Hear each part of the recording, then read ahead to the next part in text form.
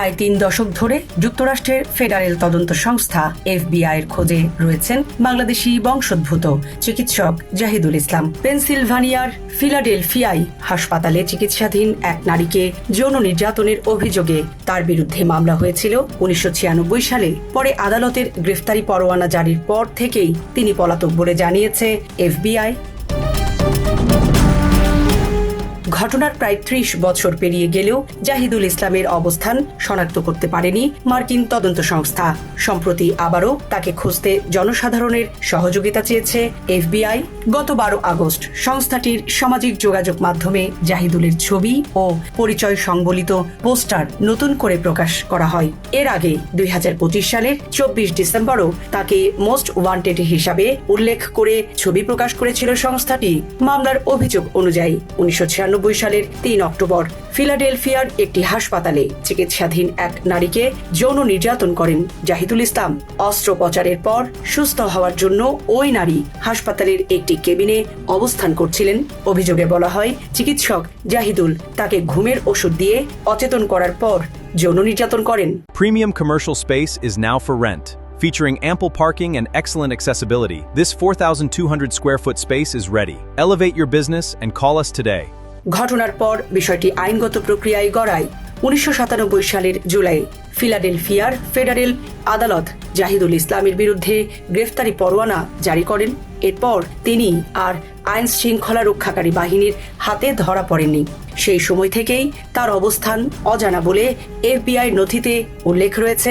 দীর্ঘ সময় ধরে নিখোঁজ থাকার কারণে জাহিদুলকে খুঁজে বের করা এফবিআইয়ের জন্য একটি পুরনো কিন্তু এখনো সক্রিয় তদন্তে পরিণত হয়েছে।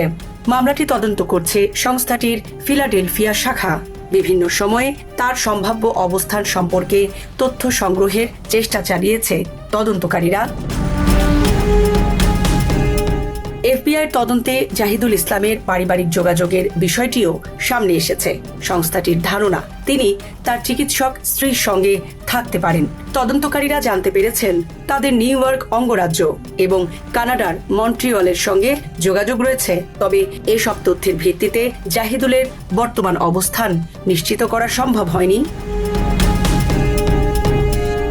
৩ দশক ধরে একজন অভিযুক্তকে খুঁজে না পাওয়ার ঘটনা স্বাভাবিকভাবেই প্রশ্ন তৈরি করে। এত বছর পরও কেন তদন্ত থামেনি? এর অন্যতম কারণ হল গ্রেফতারি পরোয়ানা কার্যকর না হওয়া পর্যন্ত মামলাটি আইনগতভাবে সক্রিয় থাকতে পারে এবং অভিযুক্তের অবস্থান সম্পর্কে নতুন কোনো তথ্য পাওয়া গেলে তদন্ত আবারও এগিয়ে নেওয়া সম্ভব।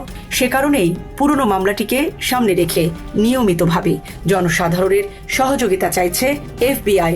চলতি বছরের জানুয়ারিতেও জাহিদুল ইসলামের সন্ধান চেয়ে জনসাধারণের প্রতি আহ্বান জানিয়েছিলেন সংস্থাটি।